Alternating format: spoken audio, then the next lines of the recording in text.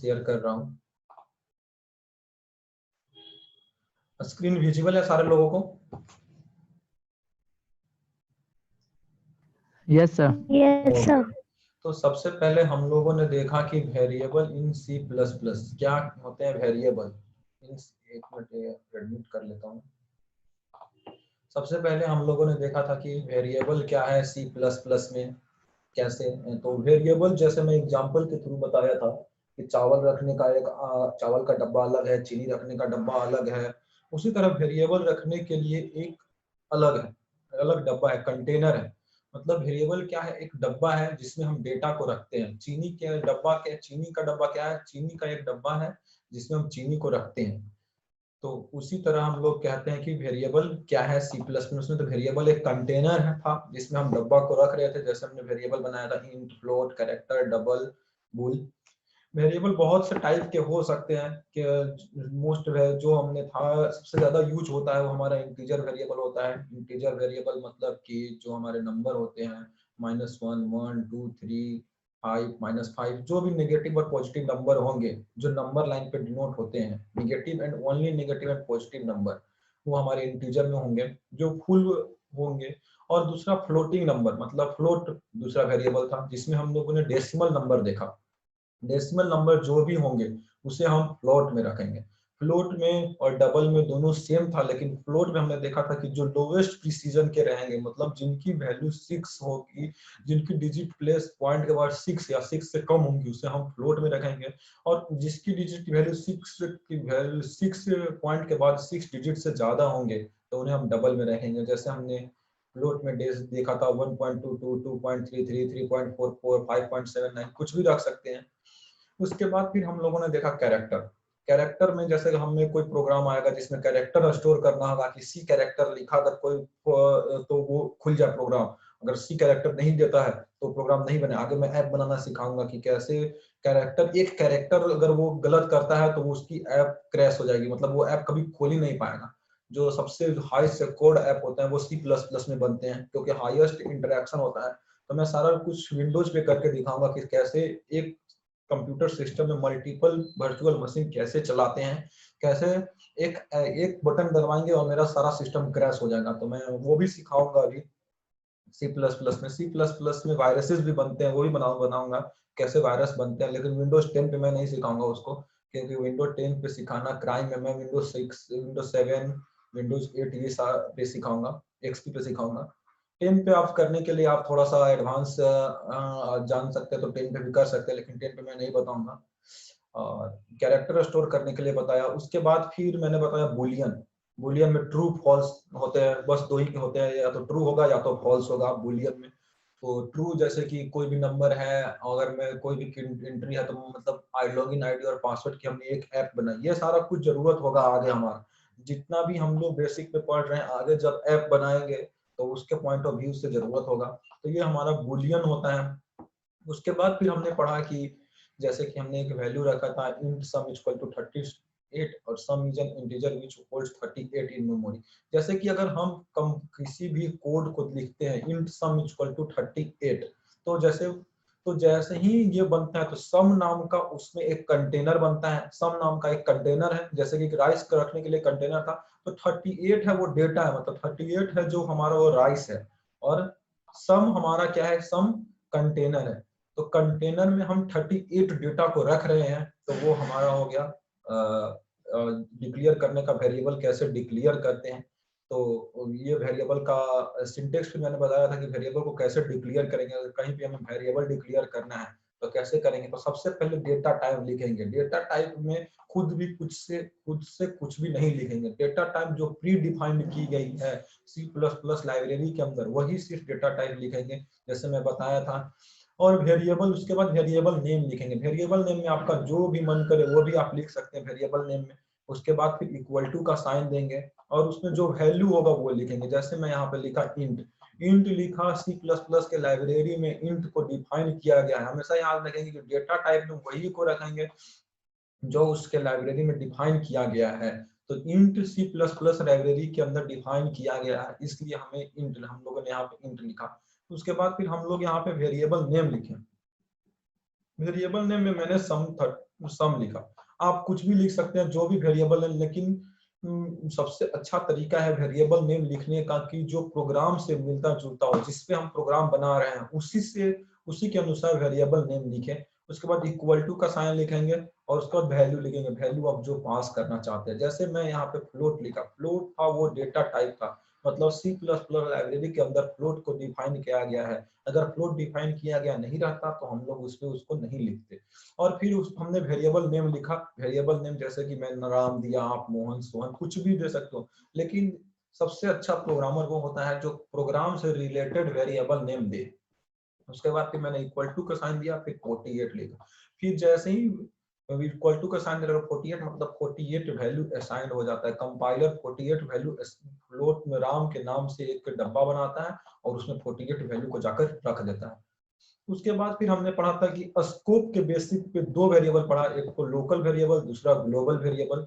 जब हम स्कोप के बेसिक्स पे पढ़ते हैं तो पहला लोकल होता है या ग्लोबल होता है, फिर हमने local variable global variable program से देखा था कि कैसे वो लोकल होगा कैसे ग्लोबल होगा। तो सबसे पहले जैसे कि scope of variable is the region in code, A scope of variable is the region in code where the existence of variable is valid। मतलब एक स्कोप एक रीजन है जहां पे वेरिएबल वैलिड पाया गया। जैसे कि अगर हम कोई भी प्रोग्राम बना रहे हैं और उसमें स्कोप डिफाइन है ही नहीं, मतलब कि हमें पता ही नहीं कि हमें करना क्या है, तो हम उस प्रोग्राम को जब तक हमें प्रोग्राम तभी बना सकते हैं जब हमको उसका रिजल्ट पता हो। अगर कोई भी प्रोग्राम बना रहे हैं और उसका रिजल्ट पता है कि जैसे कि हम आगे ये प्रोग्राम बनाएंगे तो हमारा ये होगा, तभी हम स्कोप डिक्लेयर करेंगे। अन्यथा हम बिना मतलब का स्कोप डिक्लेयर करते जा रहे हैं, आओ हमें पता ही नहीं कि प्रोग्राम से क्या करवाना चाहते हैं। जैसे कोई प्रोग्राम बना दिया ऑटोमेटिक मशीन के लिए, अब स्कोप उसमें डिक्लेयर ही नहीं किया। जैसे वॉशिंग मशीन के लिए मैंने प्रोग्राम वॉशिंग मशीन के प्रोग्राम सी प्लस प्लस पे बना दी और उसके बाद उसको स्कोप डिक्लेयर ही नहीं किया। कोई भी आया कोई भी बटन से कुछ भी हो रहा है, तो वैसा नहीं करेंगे। स्कोप डिक्लेयर करेंगे जब हमारा होम का बटन होगा उससे वो होम खोले, जब वन प्रेस करे तो वन के स्पीड से उसका मोटर घूमे। तो इसलिए हम ये सब स्कोप में डिक्लेयर करते हैं। मतलब स्कोप हुआ कि हमें क्या चीज बनाना है, उसका आउटपुट क्या लेना है, वेरिएबल को कहाँ रखना है, मतलब वेरिएबल जहां पे वैल्यू पाया जाता है उसको स्कोप कहते हैं। उसके बाद फिर हमने देखा कि लोकल वेरिएबल क्या होता है। तो लोकल वेरिएबल के लिए देखा, local variable are declare inside the braces of any function and can access only from here. Local variable होता है मतलब जो लोकल है, मतलब कि जो हमारा जो उस ब्रेसेस के अंदर सिर्फ डिफाइन है। अगर वो ब्रेसेस बंद हुई तो वो फिर वो उससे बाहर नहीं कॉल कर सकते। जैसे मैंने एग्जांपल लिया था इंडिया कनाडा का, कि इंडिया में जो पीपल था वो लोकल था, वो इंडिया का था। और अगर ग्लोबल हो तो अगर वो कनाडा में जाता है उसके पास वीजा नहीं है उसके पास, तो वो वहाँ का पब्लिक या वहाँ पे गवर्नमेंट उसको एक्सेस नहीं करने देगी, उसे नहीं बताएगी, ये कुछ भी आइडेंटिटी नहीं देगी, तो वो लोकल था। दूसरा फिर मैंने बताया था ग्लोबल वेरिएबल। तो global variable are declare outside any function and can access from anywhere. Global variable जो होता है वो फंक्शन के आउटसाइड डिक्लेयर करते हैं, इंट मेन के पहले डिक्लेयर करते हैं, जो मैंने बताया था कि मेन ब्लॉक के पहले डिक्लेयर करते हैं, और उसके बाद कहीं से उसको कॉल सकते हैं, कॉल कर सकते हैं। जैसे कि कोई भी एग्जांपल भी मैंने लिया था कि इंडिया और कनाडा का, जैसे आप गए कनाडा में और कनाडा में कनाडा के पास आपके पास वीजा है, तो कनाडा की गवर्नमेंट कहेगी कि हाँ ये पर्सन है जो इंडिया से बिलोंग करता है, इसको मैंने वीजा दे रखी है और ये यहाँ पे एक्सेस कर सकता है, यहाँ पे कुछ भी ले सकता है। तो वही फिर हमने बताया था कि वो हमारा हो गया ग्लोबल वेरिएबल। मतलब कि आप जब कनाडा में गए आपके पास वीजा है तो आप ग्लोबल हो गए, मतलब आप इंडिया में तो थे ही, इंडिया के नागरिक, इंडिया में तो यूज कर ही सकते थे, लेकिन साथ साथ फिर आप कनाडा में भी जा सकते हैं। कनाडा में भी आप वहां का सामान खरीद सकते हैं क्योंकि आपके पास वीजा है, कनाडा गवर्नमेंट आपको अथॉरिटी दे रखी है, तो हमारा ग्लोबल वेरिएबल हो गया। ग्लोबल वेरिएबल के लिए हमें स्कोप सबसे पहले डिफाइन करनी होती है, कि जब तक वो स्कोप नहीं डिफाइन किया गया ना तो वो वेरिएबल लोकल है ना तो ग्लोबल है। इसलिए कुछ किसी भी वेरिएबल को अगर लोकल या ग्लोबल बनाने के लिए सबसे पहले उसको स्कोप डिफाइन करना पड़ेगा कि वो कहाँ से एग्जिस्ट कर रहा है, उसका आउटपुट क्या आ रहा है, वो वैलिड है, एग्जिस्टेंस जो वेरिएबल का है वो वैलिड है या नहीं है। अगर हम जैसे कि कोई भी प्रोग्राम बना दिए और उसमें हमको अननेसेसरी वर्ड्स, जैसे कि हमें प्रोग्राम मल्टीप्लिकेशन का बनाना था और हमने एक प्रोग्राम में लिख दिया सेंटेंस प्रिंट करने के लिए दिस इज राम, तो ये हमारा प्रोग्राम गलत होगा। ये हम अगर स्कोप भी अगर देंगे, क्योंकि स्कोप ही हमें क्लियर नहीं है कि हमें प्रोग्राम, हमने आपको बोला था कैलकुलेटर बनाने के लिए, आप तो प्रिंटिंग करके मैसेज दे रहे हो। तो इसीलिए सबसे पहले स्कोप क्लियर करेंगे कि हमारा स्कोप क्या है, उसके बाद ही वेरिएबल को डिक्लेयर करेंगे कि हमारा ये वेरिएबल है, ये डिक्लेयर करते चले जाएंगे। फिर हमने एक क्वेश्चन बताया था कि can local and global have same name in C plus plus. ये इंटरव्यू का क्वेश्चन था, बहुत पूछा जाता है सारे, जहां भी सी प्लस प्लस का रिक्वायरमेंट या कोई भी जनरल इंटरव्यू में पूछा जाता है कि क्या लोकल और ग्लोबल वेरिएबल को सी प्लस प्लस में सेम नाम से दे सकते हैं, तो इसका आंसर था यस। फिर मैंने इसको प्रोग्राम के थ्रू समझाया था कि हाँ, लोकल और ग्लोबल वेरिएबल को सेम नाम से दे सकते हैं। उसके बाद फिर एसेस कौन होगा, अगर सेम नाम हो गया लोकल या ग्लोबल का, तो वो कौन सा एसेस करेगा। तो ये मैं प्रोग्राम के थ्रू दिखाया था कि अगर लोकल ब्लॉक के अंदर डिफाइन किया गया है, जो वेरिएबल बाद में आएगा, मतलब लोकल ब्लॉक में जो होगा वो सबसे पहले एसेस होगा। क्योंकि जैसे कि आप एग्जांपल के थ्रू इसको समझ सकते हैं कि एक क्यू लगा हुआ है, एक लाइन लगा हुआ है और फी काउंटर की लाइन लगी हुई, और उसमें सबसे पहले जो फर्स्ट नंबर है, काउंटर में तो सारे वही होंगे जिन्हें फी सबमिट करना है, लेकिन जो फर्स्ट नंबर में होगा उसको प्रायोरिटी ज्यादा दिया जाएगा। इसी तरह बताया जा रहा था कि जैसे लोकल वेरिएबल था वो मेमोरी में तो बना, ग्लोबल वेरिएबल तो मेमोरी में तो बना हुआ है, लेकिन लोकल वेरिएबल और मेमोरी में बना हुआ है लेकिन उसकी प्रायोरिटी हाई है क्योंकि वो लाइन में सबसे पहले खड़ा, इसलिए लोकल को एक्सेस करेगा सबसे पहले। नाम दे सकते, नाम देने में कोई प्रॉब्लम है नहीं है, लेकिन ये नाम हम अगर प्रोग्राम बनाएंगे, ये इंटरव्यू पॉइंट ऑफ व्यू से क्वेश्चन था कि हाँ दे सकते हैं, लेकिन अगर प्रोग्राम बनाएंगे तो हम लोकल का नाम अलग से लिखेंगे, ग्लोबल का नाम अलग से लिखेंगे, क्योंकि हम कंफ्यूज हो जाएंगे।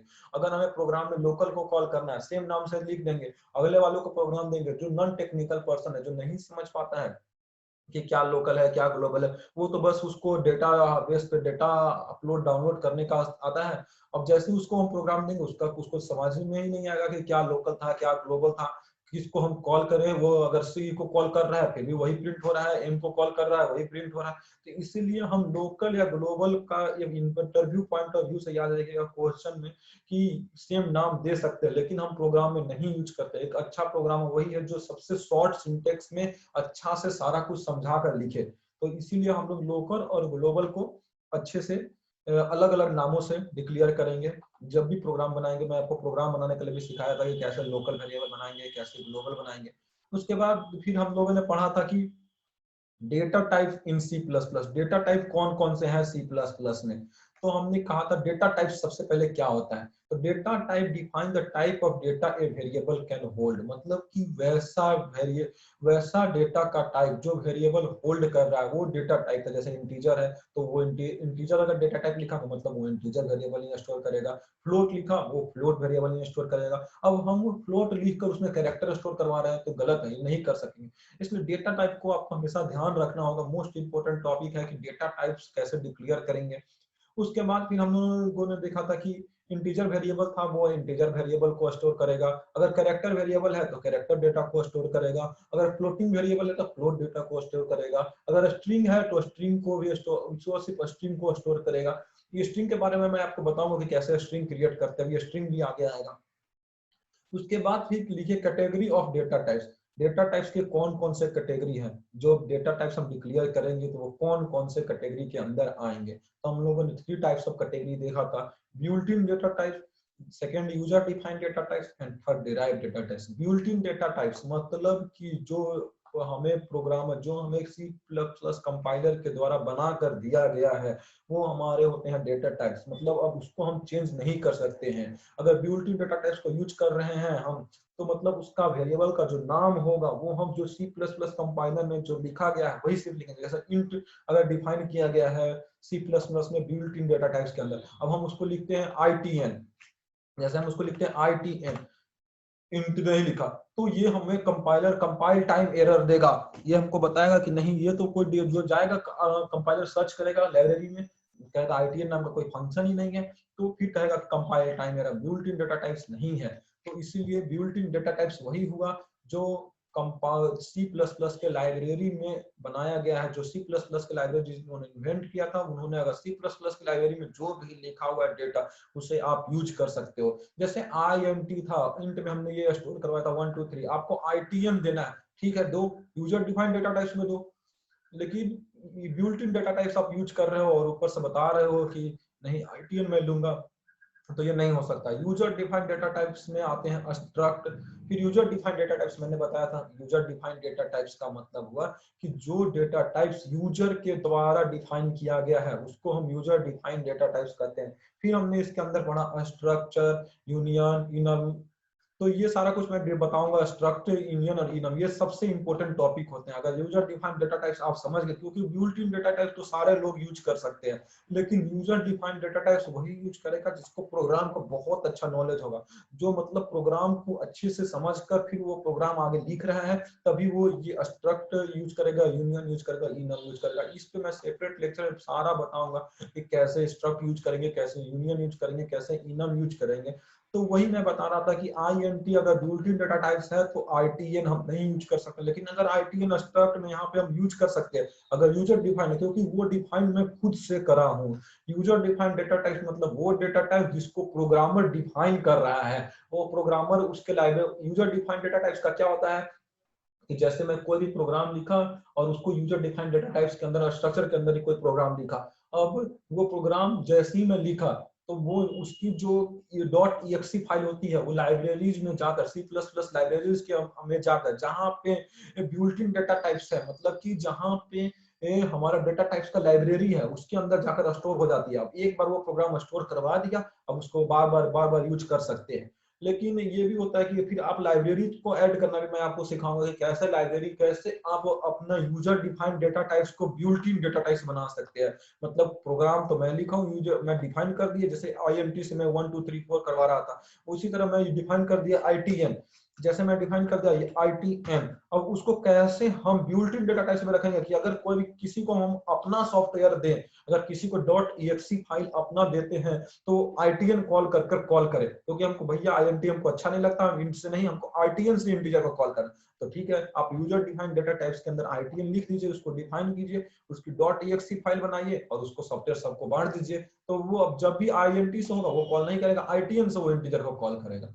फ्लोट है तो कुछ नाम से कॉल करेगा। तो ये सबसे इंपॉर्टेंट होता है यूजर डिफाइंड डेटा टाइप, जिसको जब सबसे ज्यादा क्लियर होता है यूजर डिफाइंड डेटा टाइप्स, वही मतलब अच्छा प्रोग्रामर होता है। फिर हमने देखा था derived data types. Derived data types होते हैं एरे, पॉइंटर और फंक्शन, मतलब जिसको डिराइव्ड किया जा रहा है। इसके एरे, पॉइंटर और फंक्शन सबसे, ये भी एक इंपॉर्टेंट टॉपिक है। एरे अपने में ही बहुत अच्छा इंपॉर्टेंट टॉपिक है, उसके बाद पॉइंटर, उसके बाद फंक्शन। पॉइंटर में वेरिएबल को स्टोर कराएंगे। टेम्प वेरिएबल में मैं आपको बताऊंगा कि टेम्पररी फाइल कैसे क्रिएट करते हैं। टेम्पररी फाइल क्रिएट हो गई, उसके बाद फिर वो ऑटोमेटिकली डिलीट कैसे कर सकते हैं। फिर टेम्पररी फाइल में टाइम लिमिट लगा दूंगा कि 5 दिन के बाद वो डिलीट हो जाए, तो 5 दिन के बाद टेम्पररी फाइल खुद ब खुद डिलीट हो जाएगी। आपको कंप्यूटर ऑन नहीं कीजिएगा, फिर भी आपको देखेगा वो पॉइंटर को 5 दिन पहले तक कॉल कीजिएगा, वो पॉइंटर रहेगा, 5 दिन के बाद जैसे ही कॉल कीजिएगा वो डिलीट हो जाएगा ऑटोमेटिकली। तो ये मैं सारा कुछ सिखाऊंगा प्रोग्राम के थ्रू कि कैसे था। उसके बाद फिर मैं चलो विजुअल स्टूडियो कोड पे जो कोड किया था वो सिखा बता देता हूँ एक बार। यहाँ तक अगर किसी को कोई प्रॉब्लम है तो आप पूछ लीजिए, फिर मैं कोड समझा देता हूँ और उसके बाद फिर नेक्स्ट टॉपिक करेंगे। किसी को कोई प्रॉब्लम है? आदित्य आनंद, विभाकर झा, करिश्मा कुमारी, मुस्कान, निशा कुमारी, रंजीत राज, दीपक कुमार, यहाँ तक अगर किसी को कुछ नहीं समझ में आया होगा क्या यूजर डिफाइंड डेटा टाइप्स होता है? नहीं सर, क्लियर है।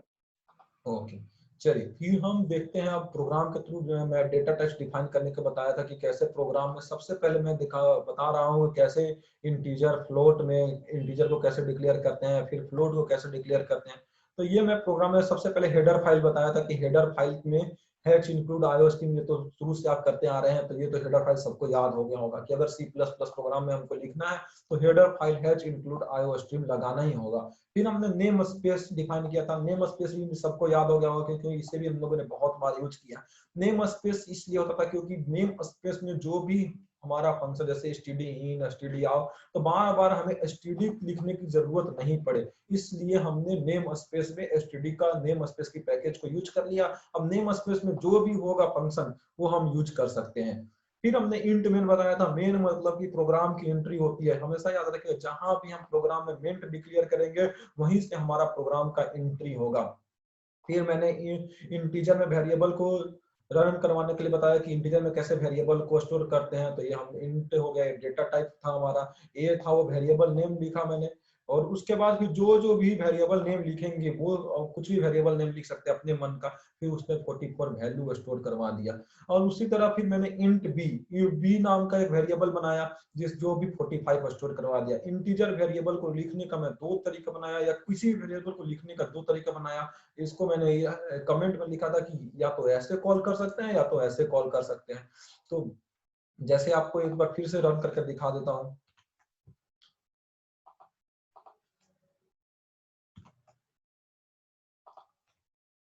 कमेंट देने के लिए याद रखिए, अगर कमेंट देना है मल्टीपल लाइन या कमेंट हटाना है तो मल्टीपल लाइन कमेंट लिख लीजिए स्लैश स्टार कर और फिर स्लैश स्लैश इन कर लीजिए, या तो फिर कंट्रोल लिखकर उसे सिलेक्ट कर लीजिए। जैसे देखिए कंट्रोल से इसमें हमको पूरा लाइन को कमेंट लिखना है, इस पूरे लाइन को हमको कमेंट लिखना है, तो इसको आप सिलेक्ट लिख लीजिए और कंट्रोल प्लस स्लैश कमेंट आएगा, कंट्रोल प्लस स्लैश से हट जाएगा, कंट्रोल प्लस स्लैश ऐसे लिखते हैं। तो जैसे मैं बताया था कि या तो वेरिएबल ऐसे स्टोर करते हैं, जैसे देखिए प्रोग्राम को रन करवाया, प्रोग्राम रन हो रहा है, तो ये दोनों तरीका देखिए, प्रोग्राम रन हो गया मतलब कि this is my program file. मैं यहाँ प्रिंट बताऊंगा लेकिन ये पहले बता रहा हूँ कि इंट एज इक्वल टू 44 आ गया, the value of age 44 and the value of B is 45। ये हमारा तरीका था। या तो फिर हम इसको दूसरा तरीका से अभी आपको बताया था लिखने के लिए कि या आप इसे कॉमा से सेपरेट करते हैं। तो कॉमा को याद रखिएगा, कॉमा जो होता है वो सेपरेटर होता है, कॉमा हमेशा सेपरेटर होता है। फिर मैं इसे सेव किया, फिर रन करवाया, अभी भी देखिएगा एरर नहीं आएगा, ये प्रोग्राम रन करेगा। देखिए फिर से वही प्रोग्राम रन किया, मतलब 44 45 कोई एरर नहीं आया, मतलब प्रोग्राम सक्सेसफुली रन किया।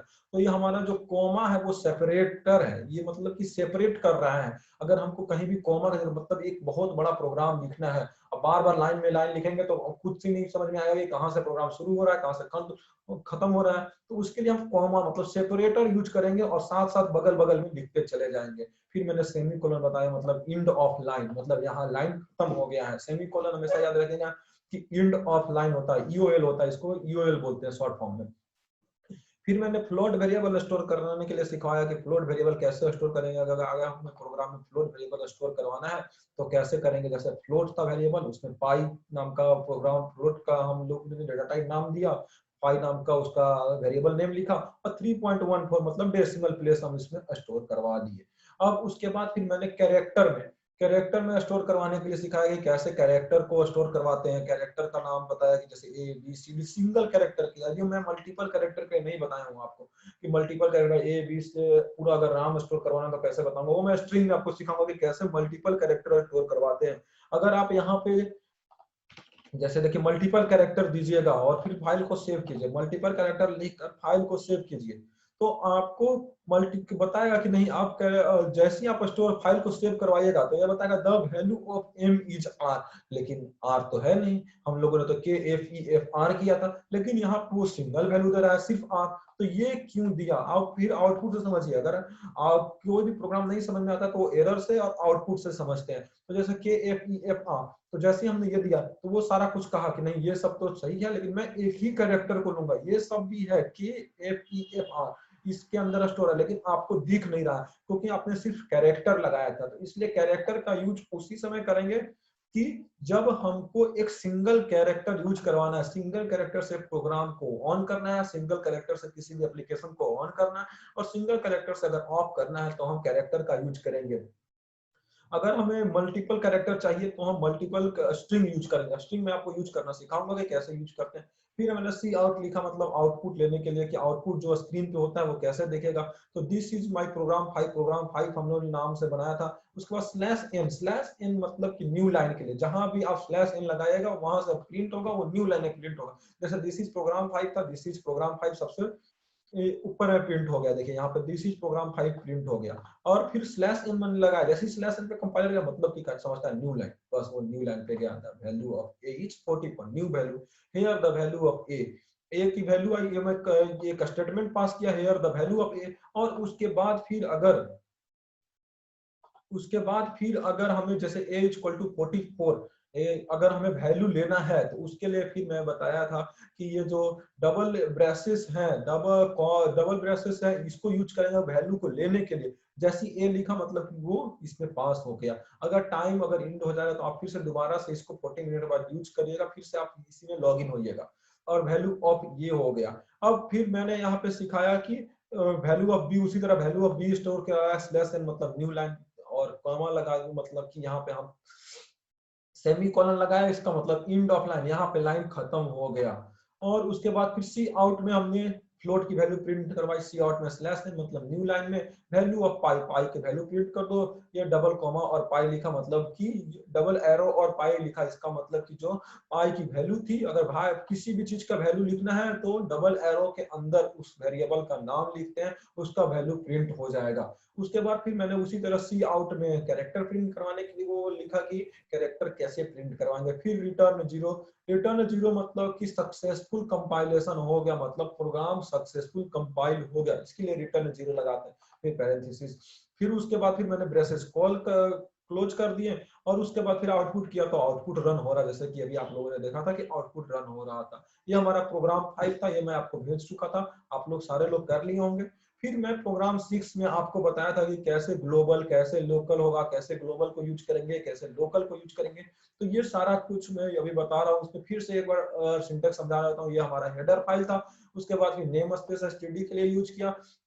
नेम स्पेस के बारे में आपको नहीं बताया हूं अभी कि नेम स्पेस के अंदर क्या क्या है, ये सारा कुछ मैं लाइब्रेरी फंक्शन जब आपको पढ़ाऊंगा उस समय बताऊंगा कि लाइब्रेरी फंक्शन में क्या है, कैसे लाइब्रेरी ऐड करते हैं, अगर अपना लाइब्रेरी बनाना चाहते हैं तो कैसे बनाएंगे। उसके बाद फिर इंट ग्लोबल हमने लिखा था 6, जब अगर हमको ग्लोबल वेरिएबल डिक्लेयर करना है तो उसको हम वॉइड सम या मेन फंक्शन से ऊपर लिखेंगे, जहां भी मेन फंक्शन से ऊपर लिखेंगे तो वो प्रोग्राम में समझा जाएगा कि वो ग्लोबल है। फिर मैंने वॉइड सम से बनाया, इसमें इंट ए पास कर दिया। उसके बाद इंट मेन में आया, जहां से हमारा ब्लॉक के अंदर जहां से हमारा प्रोग्राम का एंट्री पॉइंट था, उसमें भी हमने सेम नाम से, ये हमारा क्वेश्चन का आंसर था कि अगर हमने ग्लोबल में ग्लोबल वेरिएबल सेम नाम से बनाया 6 उसमें पास किया, और लोकल वेरिएबल को सेम नाम से बनाया और उसमें 9 पास किया, और फिर इंट ए इक्वल टू 44 और बी इक्वल टू 15 किया, फिर सम को कॉल कर दिया, और सी आउट में मैं ग्लोबल को कॉल करता हूँ। जो लोकल के नाम से भी बना, लोकल ब्लॉक में भी बना हुआ है और ग्लोबल ब्लॉक में बना हुआ है। जैसे ही हम इसको कॉल करते हैं, मैं आपको कॉल कर दिखाता हूँ, अगर मैं जैसे ही ग्लोबल को कॉल करूंगा, जैसे ही मैं इसको कॉल करता हूँ उसके बाद ग्लो के फंक्शन में, तो वो 9 देता है। मैं बताया था कि लोकल जो होगा, एक नंबर पे लोकल खड़ा है, फर्स्ट प्रायोरिटी जो हमारा काउंटर पे खड़ा हुआ है लोकल पड़ा हुआ है, तो वो जैसे ही लोकल को देखा लोकल को कॉल करेगा, ग्लोबल को नहीं कॉल करेगा। इसलिए लोकल ग्लोबल को सेम नाम से लिख सकते हैं, लेकिन सबसे पहले प्रोग्राम किसको कॉल करेगा, तो वो ग्लोबल को कॉल करेगा। फिर मैं बता दिया था कि ग्लोबल ब्लॉक कैसे डिफाइन करते हैं, लोकल ब्लॉक कैसे डिफाइन करते हैं, फिर सी आउट में कैसे ब्लॉक अगर डिफाइन करना है तो कैसे लिखेंगे, लोकल को कैसे करना है, तो ये लोकल ब्लॉक ग्लोबल ब्लॉक में डिफाइन करने बताया। इसका यूज बताता हूँ कि लोकल ब्लॉक का यूज कहाँ पे होगा, ग्लोबल ब्लॉक का यूज कहाँ पे होगा।